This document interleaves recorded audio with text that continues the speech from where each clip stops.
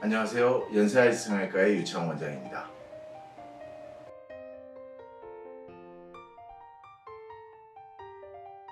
이제 눈 밑 지방이 이렇게 불룩 나오는 경우에는 심술 맞아 보이거나 피곤해 보이는 경우가 많죠. 그래서 보통 수술이 크게 두 가지 있다고 보시면 되는데요. 저는 결막 지방 그리고 하안검 이렇게 나눠서 설명합니다.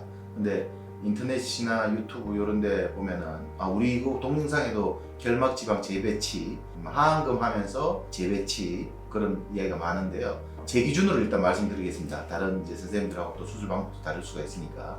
저는 결막 지방을 할 때는 결막이라는 게 이제 눈 안쪽 점막이죠. 점막을 레이저로 들어가서 거기 있는 지방 제거만을 합니다. 그래서 제거를 해서 볼록한 게 없어지고 뭐 피부는 잘라낼 필요가 없는 경우가 있죠. 근데 제거를 하면 보통 눈 밑에는 이제 지방이 있는 방이 3개가 있는데 내측, 중간, 외측 이렇게 있어요. 그래서 보통 내측하고 중간이 많습니다. 그러면 방이 이렇게 나눠져 있으면 내측하고 중간만 빼면 여기는 남아있고 여기는 꺼지고 여기는 또 남아있으면 이렇게 울퉁불퉁하게 되거나 계단식이 되지 않나 생각하시는 분들이 많은데, 원래 있는 지방은 이렇게 굉장히 찰랑찰랑해서 서로 자기들끼리 좀 움직입니다. 방에 있어도.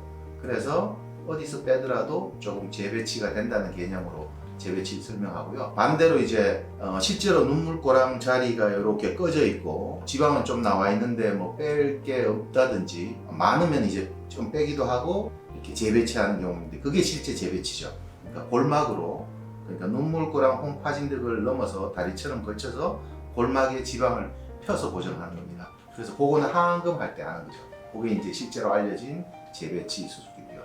그런데 결막을 통해서 아까 말한 하안검 하듯이 이렇게 지방을 재배치하시는 분들도 있다고 저는 들었어요. 효과적으로 이렇게 재배치를 하기가 힘듭니다. 결막을 통해서는 그 공간이 너무 좁기 때문에. 그래서 그렇게 하신 분들 보면은 지방을 차라리 빼는 게 낫지, 제 기준입니다. 지방을 빼질 않고 나온 지방을 결막을 통해서 이게 골막에 배치하면 실제로 여기 꺼진 게 편편해지는 게 아니라 불룩했던 그 부분이 좀 덜 불룩해지면서 넓게 퍼지는 모양 정도로밖에 안 되더라고요. 그러니까 불룩한 게 남는다는 느낌이 들어서 저는 그 방식은 잘 쓰고 있지 않습니다. 그래서 눈 밑에 지방을 해결할 때는 피부를 잘라낼 필요가 없는 눈에서는 지방은 결막 지방 제거하면 되고요. 실제로 나이가 많이 돼서 이렇게 쭈글쭈글한 피부가 있다면은 그거는 피부도 잘라내고 지방도 재배치를 하거나 제거를 하거나 이제 뭐 둘 다 같이 하거나 하는 클래식한 하안검 수술을 하는 분들이 권해드리죠. 그래서 두 가지 수술 중에 하나로 해결된다고 보시면 됩니다. 눈밑 지방 교정을 할 때 이제 수술이 두 가지가 있다 했는데, 결막을 통해서 지방만 제거하는 수술, 그 다음에 피부도 쪼글거리는 게 있어서 피부도 이렇게 절제하고 하는 경우, 두 가지 수술로 이제 지방을 교정하는 모습을 보여드리겠습니다.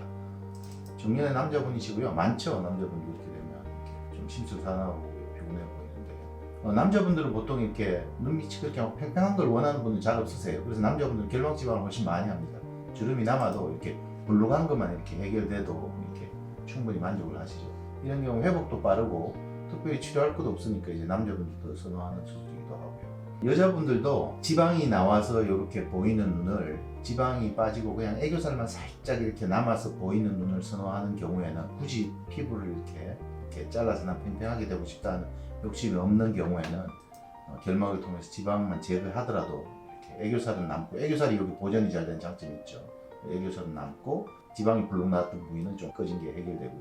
대신에 결막집을 한다고 해서 요건 좀 그런데요, 이렇게 피부 색깔이 다른 것 자체, 실제 피부 착색이 있는 경우에 그것까지 환해지진 않습니다. 그거는 잘 알고 수술하시면 되고요.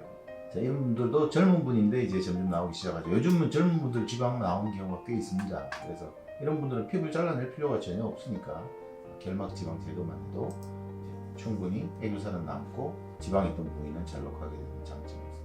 자, 이제 두 분은 하안검을 하시는 분인데요. 하안검을 하면서 지방을 해결하는 경우입니다. 자, 이런 분들은 이제 옛날 애교살 자리 밑에 이렇게 주름이 하나 가 있고 잔주름도 많죠. 그 밑으로 지방이 있고, 이런 경우에는 지방을 빼게 되면 이 잔주름이 더 쭈글거리게 됩니다. 지금도 피부가 고운 편이라서 빨리 주름이 생기는 것 같은데요.